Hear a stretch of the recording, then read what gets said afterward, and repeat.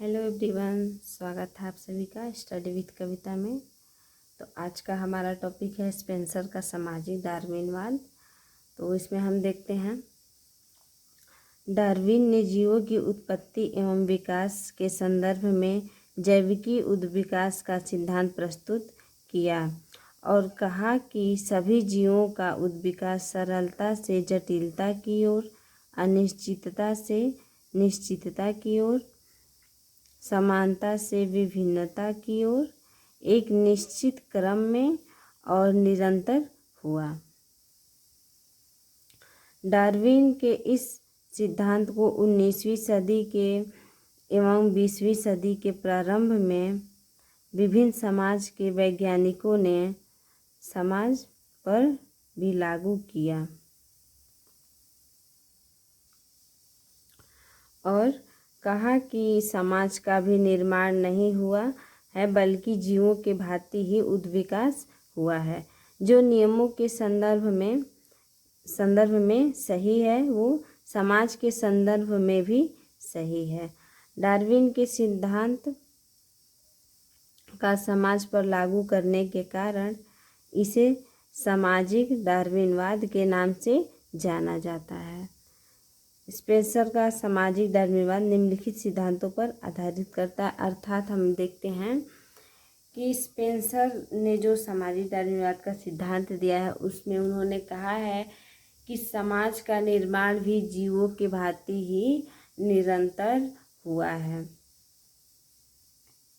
और इस नियम को उन्होंने जीवों के इस नियम को सामाजिक डार्विनवाद के नियम को जब समाज पे लागू किया तो उसी नियम को क्या सामाजिक डार्विनवाद के नाम से जाना जाता है। तो स्पेंसर के इस सामाजिक डार्विनवाद के नियम को 4 सिद्धांतों पर आधारित किया गया है जिसे हम देखते हैं। तो पहला सिद्धांत हमारा है अस्तित्व के लिए संघर्ष का सिद्धांत। दूसरा है अहस्तक्षेप के नियम। तीसरा है युद्ध का सिद्धांत और चौथा है सामाजिक उद्विकास सरलता से जटिलता की ओर। तो इसमें हम पहला देखते हैं अस्तित्व के लिए संघर्ष का सिद्धांत। तो इसमें देखते हैं कि स्पेंसर का मत है कि जैव जगत की भांति सामाजिक जगत में भी अस्तित्व के लिए संघर्ष का सिद्धांत लागू होता है। स्पेंसर कहते हैं कि प्रकृति का यह सिद्धांत है कि जो अयोग्य है उससे मुक्ति पाई जाए एवं जो योग्य है उसके लिए स्थान बनाया जाए। जब समाज में जनसंख्या बढ़ जाती है तो अपनी आवश्यकता पूर्ति के लिए लोगों को एक और प्रकृति के साथ तो दूसरी ओर स्वयं समाज के सदस्यों से भी संघर्ष करना पड़ता है।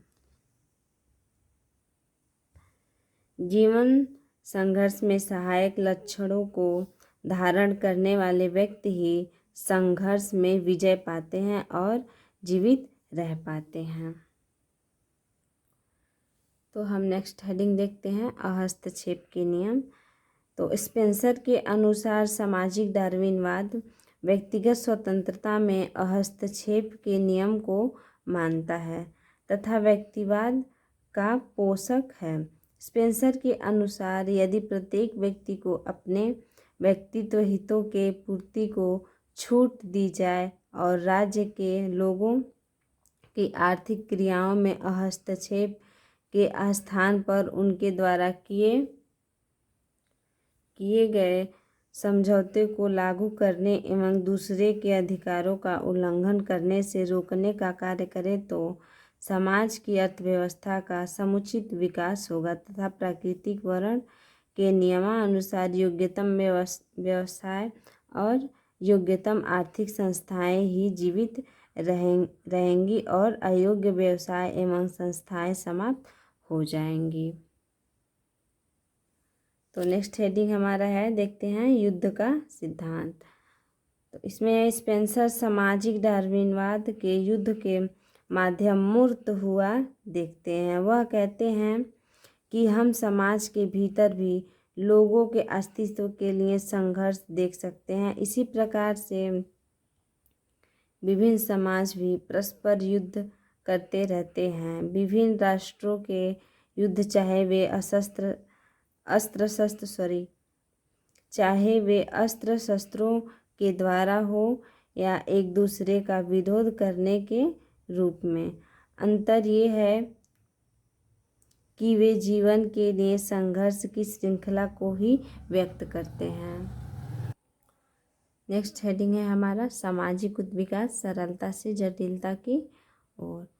तो स्पेंसर सामाजिक डार्विनवाद में सामाजिक उद्विकास के सरल से जटिल समाजों की ओर मानते, जैसे कि जीवों का विकास हुआ है। प्रारंभिक समाज सरल प्रकृति के एवं समरूप थे। धीरे धीरे वे जटिल एवं विषम रूप के हो गए। स्पेंसर ने इस प्रकार डार्विन के सिद्धांत को समाज पर लागू करके सामाजिक डार्विनवाद की अवधारणा को जन्म दिया। तो इसमें हम देखते हैं कि डार्विन ने जीवों की उत्पत्ति और विकास के संदर्भ में जैविक उद्विकास का सिद्धांत प्रस्तुत किया और उन्होंने कहा है कि समाज का भी विकास नहीं हुआ है बल्कि उद्विकास हुआ है, जीवों के भांति उद्विकास हुआ है। और इस सिद्धांत को समाज पे लागू करने के कारण इसे सामाजिक डार्विनवाद के नाम से जाना जाता है। तो जो सामाजिक डार्विनवाद का सिद्धांत है वो निम्नलिखित सिद्धांतों पर आधारित है, जैसे अस्तित्व के लिए संघर्ष का सिद्धांत, हस्तक्षेप के नियम, युद्ध का सिद्धांत, सामाजिक उद्विकास सरलता से जटिलता की ओर। तो अस्तित्व के लिए संघर्ष के सिद्धांत में हम देखते हैं कि स्पेंसर कहते हैं कि जैव जगत की भांति सामाजिक जगत में भी अस्तित्व के लिए संघर्ष का सिद्धांत लागू होता है। अर्थात जैव जगत यानी जीवों का जगत। हम अगर आप डिस्कवरी चैनल देखते होंगे तो आपको दिखाया जाता है हमें कि उसमें जो जीव होते हैं कैसे अपने जीवन के लिए कितना संघर्ष करते हैं, जीवों से लड़ते हैं, और जो संघर्ष कर पाते हैं वो जीवित रहते हैं और जो संघर्ष नहीं कर पाते हैं वो मृत्यु को प्राप्त हो जाते हैं। तो इसी प्रकार से स्पेंसर कहते हैं कि ये नियम क्या समाज पर भी लागू किया जाता है। जो समाज में जीने के लायक है, संघर्ष करने के लायक है, वो समाज में रहे, और जो नहीं, अर्थात जो योग्य है वो रहे और जो अयोग्य है उससे क्या मुक्ति पाई जाए। और कहते हैं कि जब समाज में जनसंख्या बढ़ जाती है तो जीवों को या समाज के लोगों को अपनी आवश्यकता पूर्ति के लिए एक तरफ प्रकृति की ओर तो दूसरी ओर समाज के सदस्यों में भी संघर्ष करना पड़ता है। जीवन संघर्ष में सहायक लक्षणों को धारण करने वाले व्यक्ति, अर्थात जीवन का जो संघर्ष है उसमें क्या सहायक है, हम कैसे करेंगे तो सहायता मिलेगी उस संघर्ष में। इन लक्षणों को जो धारण करने वाले हैं, इन लक्षणों पे जो चलते हैं, इन नियमों पे जो चलते हैं, वही क्या है, विजय को प्राप्त करते हैं और जीवित रह पाते हैं। दूसरा हेडिंग हमारा था हस्तक्षेप के नियम। तो स्पेंसर के अनुसार सामाजिक डार्विनवाद व्यक्तिगत स्वतंत्रता में हस्तक्षेप के नियम को मानता है। स्पेंसर का कहना है कि व्यक्तियों को उनके हितों की पूर्ति के लिए क्या छूट दिए जाए और दूसरे के अधिकारों का उल्लंघन करने से रोकने का कार्य किया जाए तो समाज की अर्थव्यवस्था का क्या है, समुचित विकास होगा तथा प्रकृति में अर्थात जो प्रकृति के नियमानुसार योग्यतम व्यवसाय और योग्यतम आर्थिक संस्थाएं हैं वही जीवित रहेंगी और अयोग्य व्यवसाय और संस्थाएं क्या है, समाप्त हो जाएंगी।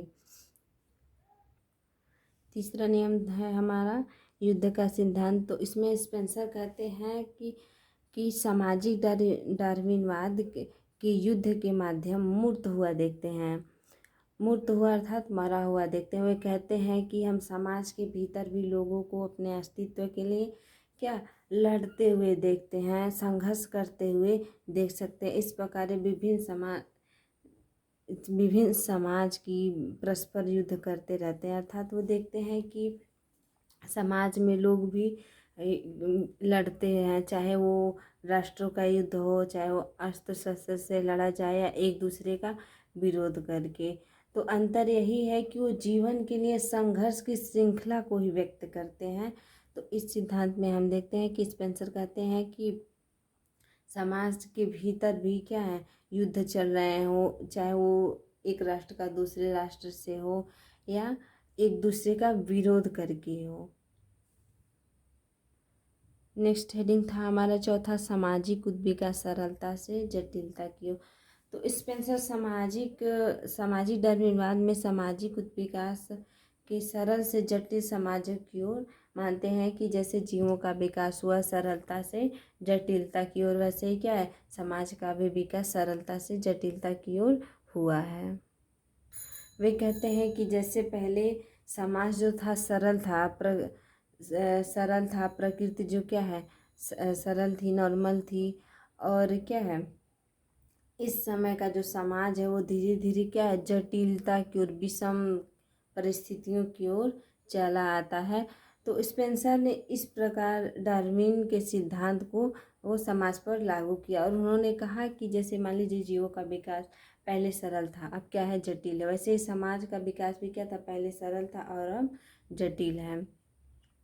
तो हम इसमें यही देखते हैं कि समाज पर लागू करके सामाजिक डार्विनवाद की अवधारणा को जन्म दिया है।